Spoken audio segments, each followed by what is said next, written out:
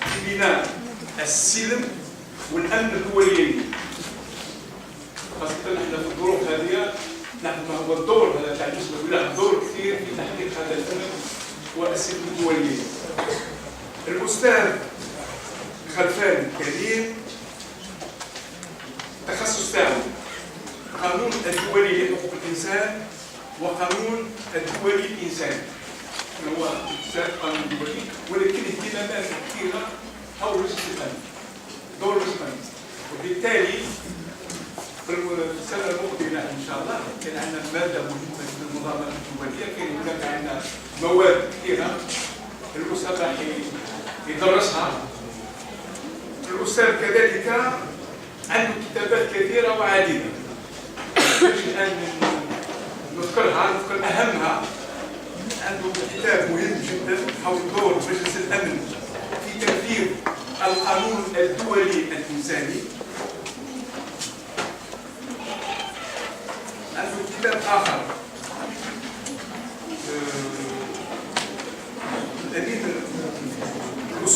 الاسس القانونيه للتدخل مجلس الامن من خلال في حالات الاضطرابات والقناطر الداخليه.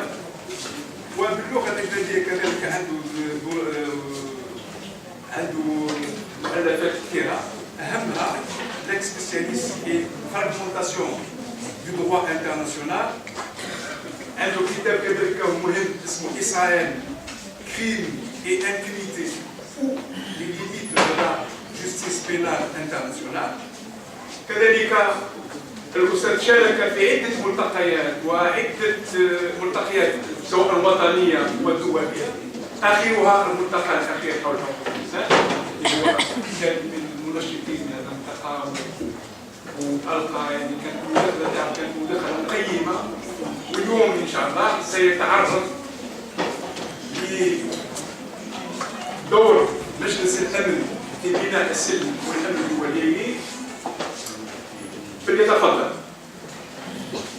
الموضوع الذي يجمعنا اليوم موضوع واسع وشاسع في حقيقة الأمر، يتعدى يعني نطاق زمني لمحاضرة واحدة، ولكن سوف نحاول أن نختزل الأمور ونريدها على شكل نقاط أساسية قد تكون إشارات نستفز بها مثل ما أحب التعبير، ولكن بمعنى الإيجابي نستفز بها الحضور الكريم، يكون أخذ ورد فيما بيننا على أساس أن الموضوع شاسع وواسع. فاختصرت لنفكر كما قال الأستاذ لاطور الموضوع هو كيفاش موضوع كيما هذا في حصة واحدة.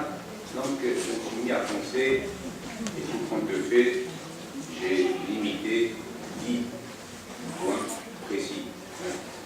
Chaque point évidemment peut contenir plusieurs autres points, plusieurs aspects ayant un trait direct ou indirect avec السؤال الأول. النقطة الأولى منين جاء مجلس الأمن؟ مجلس الأمن يعتبر جهاز أساسي، c'est un organe éminemment politique من أجهزة منظمة الأمم المتحدة اللي جات من بعد مؤتمر يالطا اللي جات بها على شرط de San Francisco. Et jusqu'à aujourd'hui on se pose si on est encore dans Yalta ou l'après Yalta, parce que en 65 ans d'existence, il y a eu beaucoup de mutations, de développement, et justement se pose la question où en est le Conseil de sécurité dans tous ces différents développements. ما موقع مجلس الأمن من هذه التطورات التي حدثت في المجتمع الدولي باعتباره جهاز أساسي من أجهزة منظمة الأمم المتحدة التي أسندت إليه مهمة أساسية، ميسيون برينسيبال، هي حفظ السلم والأمن الدوليين بموجب المادة 24 من ميثاق الأمم المتحدة، ومنحت الوسائل والإمكانيات القانونية وغير القانونية من أجل تحقيق هذا الهدف، سيما نص المادة 25 من الميثاق، الفصل السادس والسابع والثامن من الميثاق، وغيرها من المواد المتفرقة واردة في ميثاق الأمم المتحدة. على أساس أنه مادة 24 تجعل من هذه المهمة مهمة أساسية تابعة لمجلس الأمن الدولي. قرارات مجلس الأمن قرارات ملزمة للجميع سواء دول أعضاء أو غير الأعضاء. وحتى إذا كان في مثلا تناقض بين الالتزامات التي ترد على الدول جراء اتفاقات دولية توقعها مع غيرها من الدول وهي متناقضة مع الأحكام الواردة في ميثاق الأمم المتحدة، فالأولوية لقواعد ومبادئ وأحكام ميثاق الأمم المتحدة تبعا للقاعدة الأساسية في القانون الدولي هي الهيرارشي التدرج، على أساس أنه الأحكام والمبادئ التي تتضمنها ميثاق الأمم المتحدة هي أحكام ومبادئ أسمى من باقي القواعد الأخرى، والدول تقريبا كل الدول طرف في المنظمة وقبلت بميثاق الأمم المتحدة، وتقريبا دساتير الحديثة للدول كلها تشير إلى مكانة ميثاق الأمم المتحدة وسمو قواعد القانون الدولي على القانون الداخلي. إذا لتحقيق هذه المهمة الأساسية مثل ما قلنا هناك أجهزة أساسية وأجهزة فرعية. الجهاز الأساسي مجلس الأمن، حتى الجمعية العامة يعتبرها البعض من بين الأجهزة الأساسية لميثاق الأمم المتحدة، ولكن l'organe par excellence c'est bien le Conseil de sécurité اللي يطلع بمهمة حفظ السلم والأمن الدولي في حالات معينة، واش هي في حالة التهديد باستعمال القوة أو في حالة استعمال القوة أو في حالة وقوع عدوان. فهنا يمكن لمجلس الأمن أن يرجع ويعيد إلى أحكام الفصل السابع الفامeux chapitre 7 الذي يسمح باستعمال القوى من أجل استرجاع السلم، حتى أن هذا المفهوم تطور، استرجاع السلم، حفظ السلم، فرض السلم، بناء السلم، الأمور راح نرجع لها بتفصيل مستقبلي. فيه قبل ما نوصل إلى الفصل السابع من ميثاق الأمم المتحدة فيه الفصل السادس، يعني الأمور متتالية. الفصل السادس هو شيء يتضمن إجراءات لحل المنازعات الدولية بالطرق السلمية، أي دون استعمال القوة. على مجلس الأمن قبل أن يلجأ إلى استعمال القوة في موجب أحكام الفصل السابع أن يكون قد استهدف جميع الإجراءات الأخرى الواردة في متن الفصل السادس من ميثاق الأمم المتحدة، حتى لا نمضي مباشرة إلى استعمال القوة، على أساس أن منظمة الأمم المتحدة وفلسفة منظمة الأمم المتحدة قائمة على ماذا؟ مبادئ وأهداف تصب كلها في ماذا؟ حفظ السلم والأمن الدولي. أول عبارة يبدأ بها الميثاق: نحن شعوب العالم قد آلينا على أنفسنا أن نحمل الأجيال الحاضرة ومستقبلا من ويلات الحرب التي خلت. إذن هذا شيء أساسي، على أساس أنه ما تنساوش هي انتشرت بعد الحرب العالمية الثانية. إيه الحرب العالمية الثانية؟ خلفت أكثر من 20 مليون ضحية. Donc, il fallait construire un ordre mondial permettant aux États d'assurer une sécurité et une paix pérenne pour l'humanité. Chose qui n'est pas bien évidemment évidente et facile à faire, puisque la guerre est une réalité dans la société. الحرب واقع في المجتمع الدولي، ما نقدروش نتفاداو وقوع حرب في جميع الأحوال، ما نلجؤوش إلى الحرب في جميع الأحوال، ولكن فيه وسائل وقواعد لضبط الحرب واللجوء إلى الحرب. وهذا اللي يسمو إليه القانون الدولي، أنه كثير من الناس تفهم القانون الدولي فهم خاطئ. القانون الدولي لا القانون الدولي نتكلم عن القانون الدولي، نتكلم عن ميثاق الأمم المتحدة ومجلس الأمن منظومة الأمم المتحدة بصفة عامة. القانون الدولي لا يسمو إلى خلق مجتمع دولي مثالي دياليست. قانون الدولي يا جماعة الخير قانون تعايش وتعاون. سي ان droit de coexistence et de coopération في إطار مبادئ وقواعد واضحة. مبدأ التساوي في السيادات، مبدأ عدم التدخل في الشؤون الداخلية للدول، احترام الحدود، عدم استعمال إقليم دولة كمنطلق للاعتداء على إقليم دولة أخرى، إلى غيرها من المبادئ الأساسية للقانون الدولي تعد في جزء كبير منها من القواعد الآمرة للقانون الدولي وما يعرف les règles impératives de droit international ou les règles jusqu'au 15. إذا مشات الأمور منذ قيام منظمة الأمم المتحدة إلى غاية سقوط حالة برلين وقيام نظام دولي جديد. معنا في نظام دولي جديد ولا مازال في نظام يبقى seul l'avenir peut nous le dire على كل حال. إذا صارت أمور كثيرة في المجتمع والتاريخ الإنسانية. رانا في إطار الحرب الباردة قبل سقوط حائط برلين. إذا مجلس الأمن ما كانش عنده حرية تامة في العمل والتحرك، على أساس أن الدول التي كانت عندها حق الفيتو غالبا ما تقفل الباب أمام التدخلات أو المشاركة في حل النزاعات سواء بطرق سلمية أو باللجوء إلى استعمال القوى من أجل توقيف العدوان أو وقف الحرب أو التهديد بوقوع حرب. فنعطيكم مثال بسيط بالنسبة للحرب اللي ادت إلى تقسيم الكوريتين، العدوان الثلاثي على مصر، لا غير سيفيل في لاغريس. هذه أمثلة يعني حية لبنت لليميت حدود مجلس الأمن في تحقيق الأهداف الأساسية المنوطة له بموجب أحكام كتاب الأمم المتحدة. ولحل هذا البلوكاج باش نقلل منه ونخفف منه مثلا تم اعتماد ما يعرف بالقرار الاتحادي من أجل السلام، لا ريزوليسيون دين اشيسون. واش هي لا ريزوليسيون اشيسون 377؟ واش هي المضمون نتاعها؟ قلت انه اذا كان مجلس الامن في اطار الاختصاصات المعقوده له بموجب ميثاق الامم المتحده لم يقم بما يجب ان يقوم به في حاله تهديد السلم والامن الدوليين، فيمكن للجمعيه العامه ان تحل محله. وهذا ما حدث في العدوان الثلاثي على مصر مثلا. ولكن ما شفناش تجارب اخرى بعد هذا الشيء، اي ان بقات الجمعيه العامه يعني في حدود اختصاصها ولا تلجا الى اتخاذ ما يتخذه مجلس الامن من اجراءات وقرارات من اجل حل النزاعات الدوليه او المساهمه في حفظ السلم والامن الدوليين. واترك لكم القيمه القانونيه للوائح التي تصدرها الجمعيه العامه للامم المتحده، حتى وان كان بعضها قد اكتسب قيمه الزاميه انطلاقا من قيمه اخلاقيه واسعه كالاعلان العالمي لحقوق الانسان وغيرها من الاعلانات الدوليه. ايضا كانت مبادره من طرف الجمعيه العامه في تعريف العدوان 3314 السبعينات، لانه العدوان كما تعرفوا كلكم يسموه الفقهاء القانون الدولي سي لارليزيان دو دوا انترناسيونال. واش هي لارليزيان؟ سي كيك شوز دونت اون بارل بوكو مي كون نو فوا جامي افيكتيفمون. واش هو العدوان؟ لانه ما عرفناش سيامون سي اكسبري كما نقولوا احنا بالعامي، ما نعرفش على اساس انه هذا يسمح لمجلس الامن في اطار سلطته الواسعه في التكييف بأن يستمر في تكييف أي واقعة أو حدث على أساس أنه عدوان.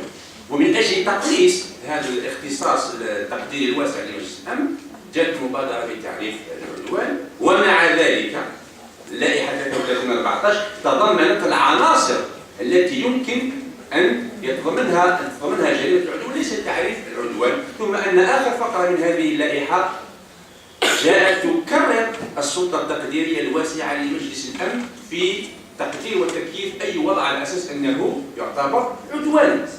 إذا المجلس بقى مجلس مستأثر باختصاصاته في حل النزاعات الدولية، في حفظ السلم والأمن الدولي، وحتى في مجال التكييف. وهذا الاستئثار القانوني يستعمل استئثار مجلس الأمن بسلطة معينة ما زالت باقيه، ويظهر هذا الشيء حتى في ميثاق في النظام الاساسي للمحكمه الجنائيه الدوليه فيما يخص جريمه العدوان وسلطه مجلس الامن في احاله قضيه امام المحكمه الجنائيه الدوليه.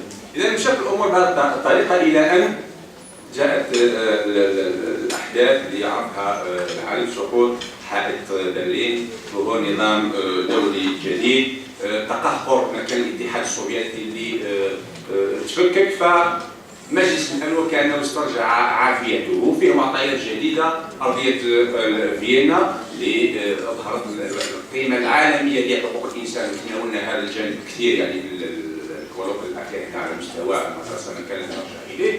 وفي الوقت ذاك قامت نزاعات كثيره عديده عبر العالم ذات طبيعه جديده، نزاعات داخليه ذات ابعاد دوليه، نزاعات اثنيه دينيه ثقافيه، يعني متعدده الاشكال والابعاد. المهم ان هذه النزاعات غالبا ما تكون في اطار اقليم الدوله الواحده ويمتد اثارها الى خارج اقليم الدوله الواحده، ثم تتدخل اطراف اجنبيه وتقوم بتدوير النزاع ونصبح امام نزاع داخلي يدور انطلاقا من أبعاده ونتائجه الدولية. فمجلس الأمن أصبح يتدخل أكثر في هذه النزاعات على أي أساس؟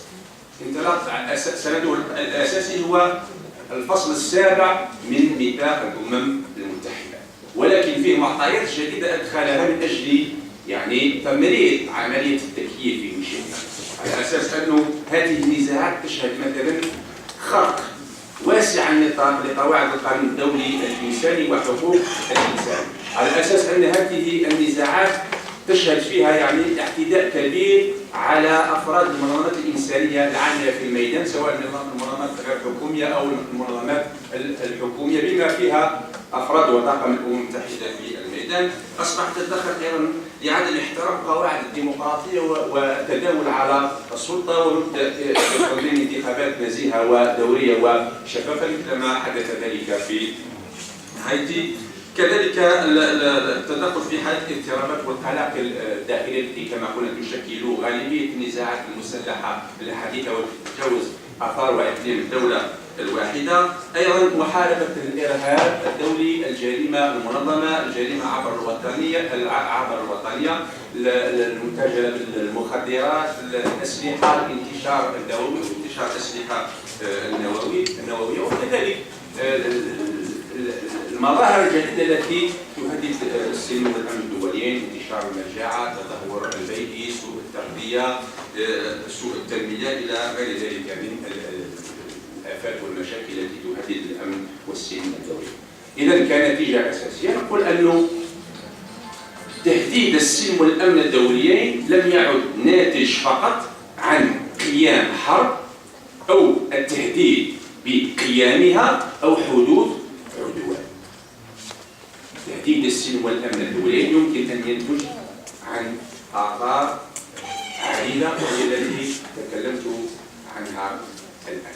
فيقوم بالربط بين هذه الآثار الجديدة أو التهديدات الجديدة، يكيفها على أنها تشكل تهديد للسلم والأمن الدوليين، ويسمح في إطار الفصل السابع من ميثاق الأمم المتحدة باتخاذ كافة الإجراءات الضرورية. العبارة اللي تجي دائما في لوائح مجلس الأمن بما فيها آخر لائحة مثلا فيما يخص المالي في أبريل 2013 باش يعني تطفي الشرعية على التدخل الفرنسي في مالي، ورح نرجع إليها في آخر المدة.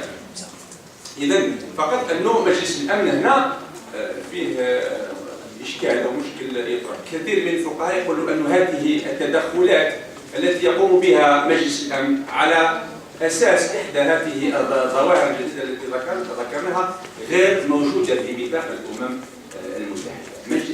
الميثاق لا يسمح لمجلس الأمن في التدخل في مثل هذه الأوضاع والسماح باستعمال القوى على أساس أن الميثاق نفسه لا يوجد.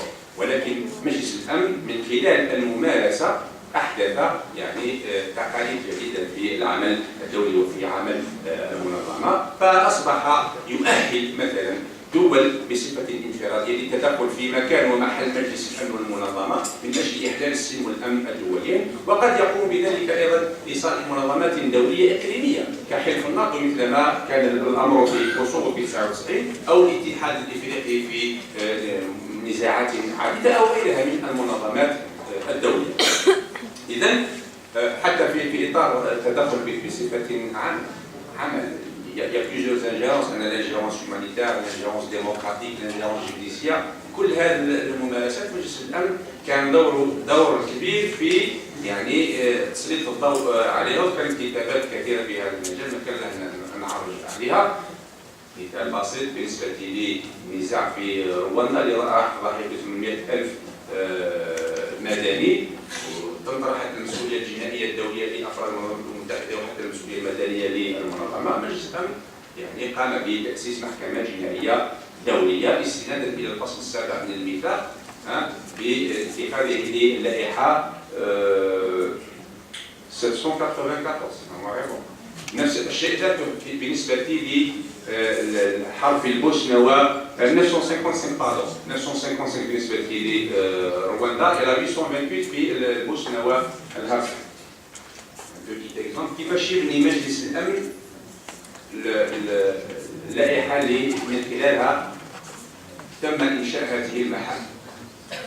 فيه خرق واسع النطاق لقواعد القانون الدولي لحقوق الانسان والقانون الدولي الانساني في كلا النزاعين، وهذا الخرق الحق لجوء كثيف للاجئين الى الحدود المجاوره للدول التي يقع فيها النزاع.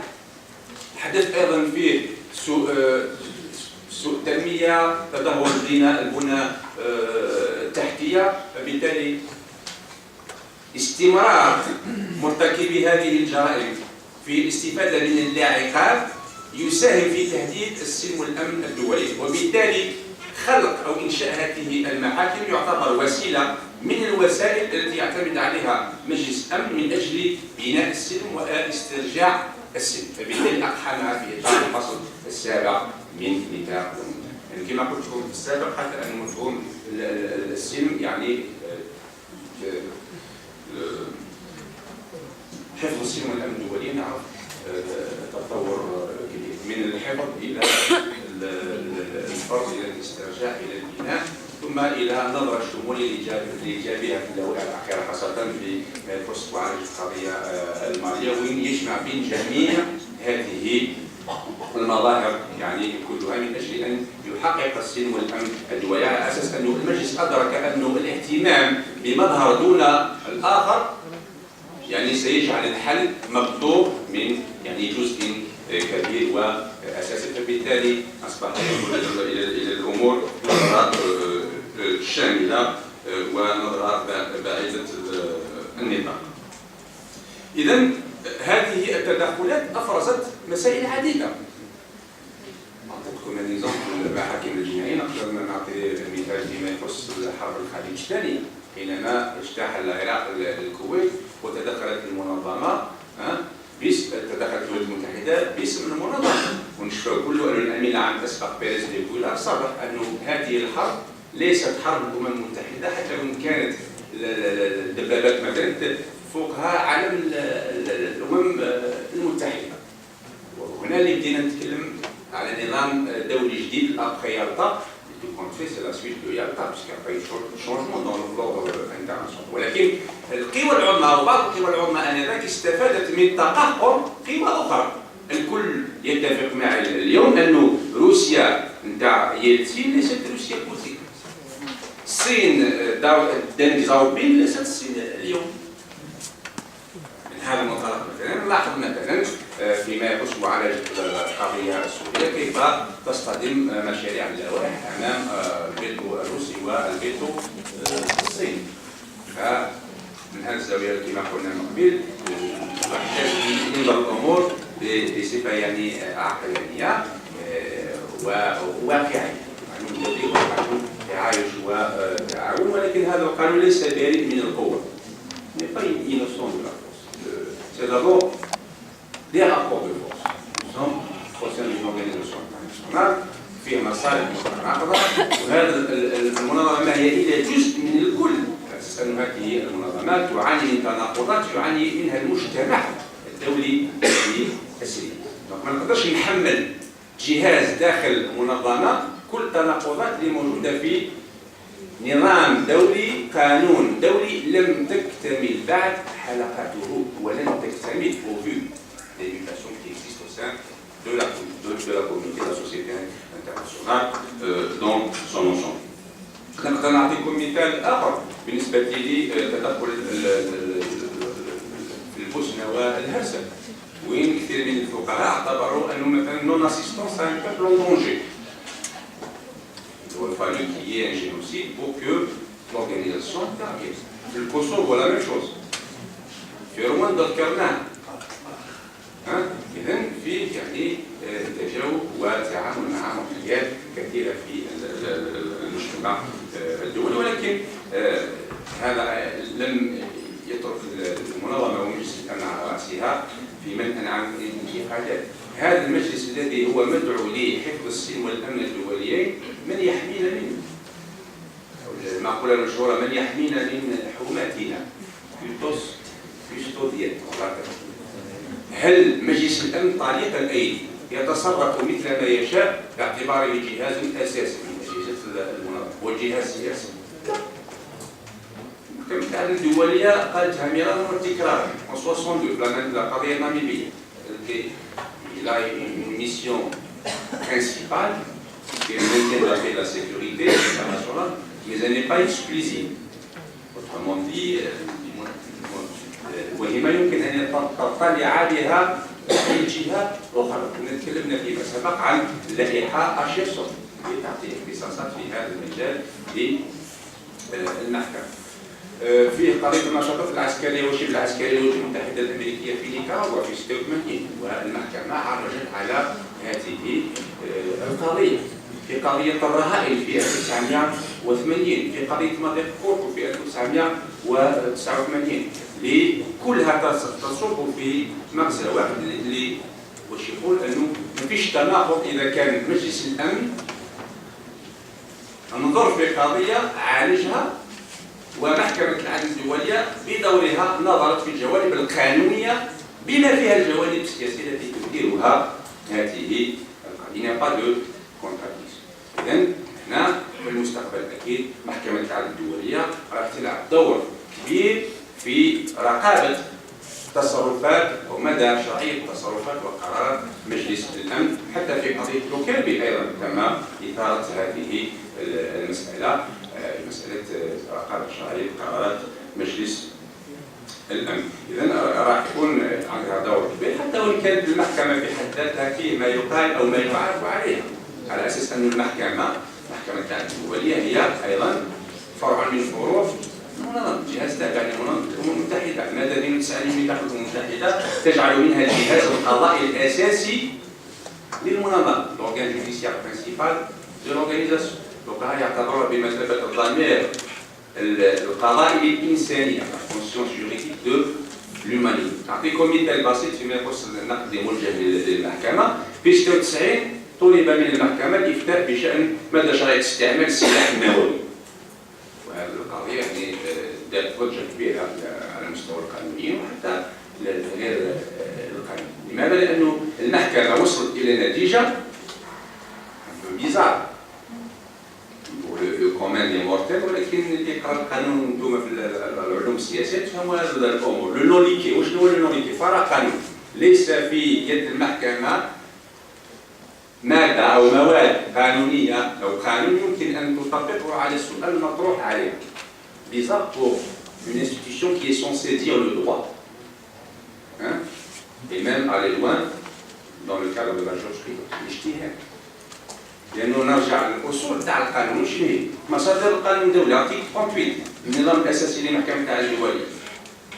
الاتفاقات الدولية، العرف، أحكام المحاكم وأقوال الفقهاء المعترف بهم دوليا بيان سور. ليس كل من يتكلم فيها عاد ينساوها بزاف ديال الجيريسبرودونس. يكتب كلمة يقول لك الفقه. لازم المعترف بهم دوليا ما تنساوهاش يا جماعة الخير، سي تري امبورطون. نعم؟ يا خوان. مبادئ الإنصاف والعدالة، أحكام المحاكم وأقوال الفقهاء، مبادئ الإنصاف والعدالة. إذن المحكمة قالت أنه ما عندهاش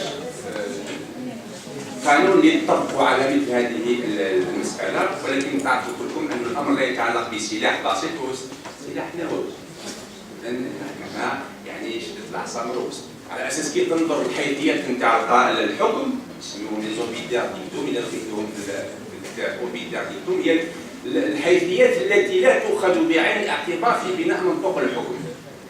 في حيثيات هذا القرار زوبيدار ديكتوم المحكمة تقول بصراحة العبارة أن هذا السلاح مخالف للأعراف الدولية ومخالف للاتفاقات الدولية سواء القانون الدولي الإنساني أو اتفاقات الحرب، ومع ذلك في منطوق الحكم قال أنه سي لو نوليكي ما عنديش واش نطبق على هذا السؤال اللي طرحنا عليه، فشدت العصا من الوسط. وهذا المفهوم حينما يتعلق الامر بسلاح يعني حساس مثل السلاح النووي، وهو شيء لا تخفي قضيه التجارب النوويه اللي في راسها في نيوزيلندا في السبعينيات، وين مشات كثير في موضوع لا ديسيوزيون نيوكليير. ومع ذلك محكمه العدل الدوليه تبقى الجهاز القضائي الاساسي للمنظمه، عندها دور يمكن ان تلعب في المجال على اساس انها هي التي تقول يصرح به القانون مثل ما قلنا. عندنا أيضا فكرة أساسية يمكن أن نطرحها، تعديل ميثاق الأمم المتحدة. تعديل ميثاق الأمم المتحدة كما يقول لك les juristes on en parle souvent à chaque début de décennie et chaque fin de décennie. ولكن حينما نصل إلى النقاش نختزل التعديل في اختصاصات مجلس الأمن حق الفيتو أساسا. شكون اللي راح يستفاد بحق الفيتو؟ شكون اللي راح يدخل إلى مجلس الأمن دون أن يستفيد من حق الفيتو؟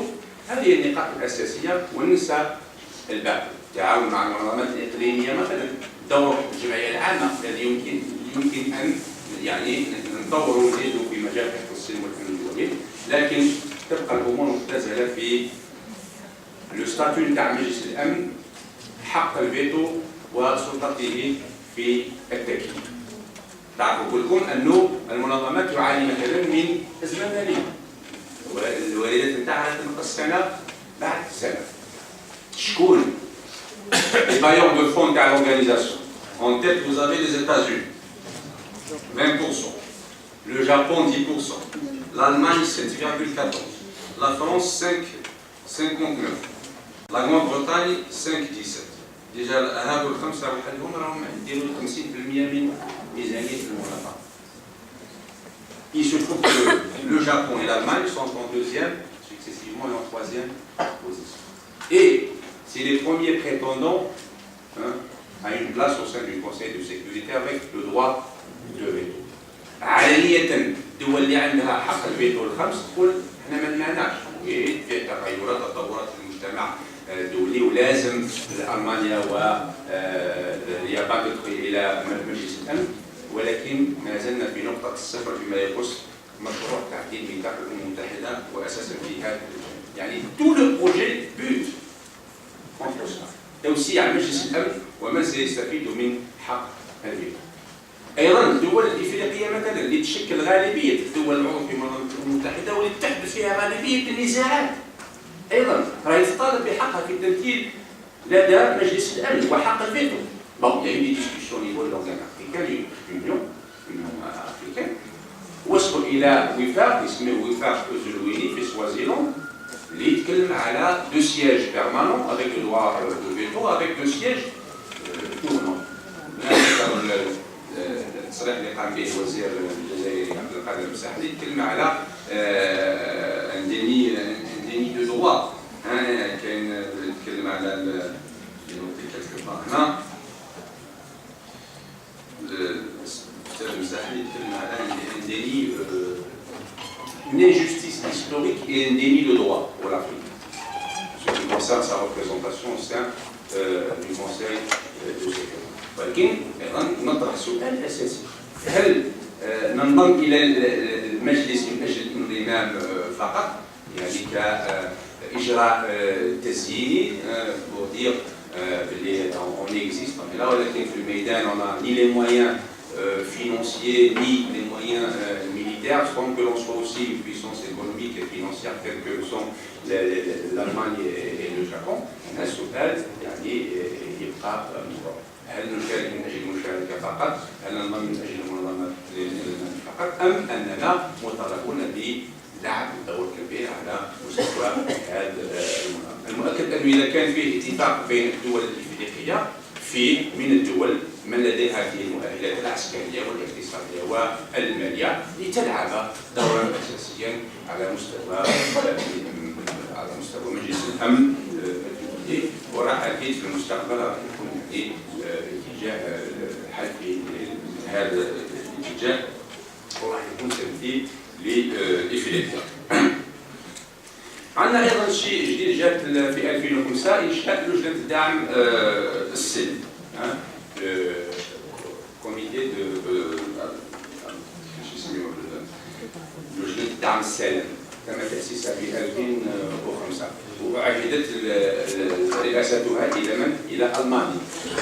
وهذه اللجنة تعمل بالتشاور مع الجمعية العامة ومجلس الأمن وتسدي المشورة لمجلس الأمن في جميع القضايا الخاصة بحفظ السلم والأمن الدولي.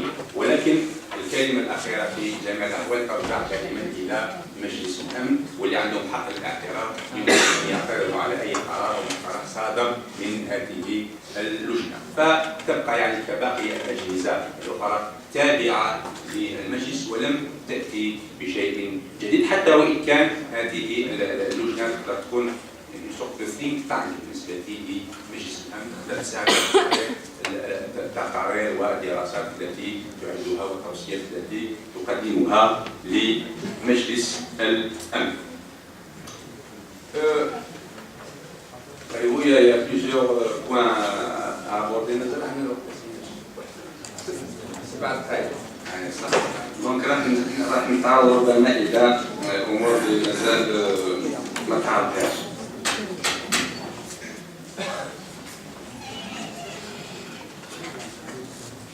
مجلس الامن جهاز اساسي لمنظمه الامم المتحده، جزء من الكل كما قلنا، يؤثر ويتاثر بالواقع الدولي والاحداث الدوليه.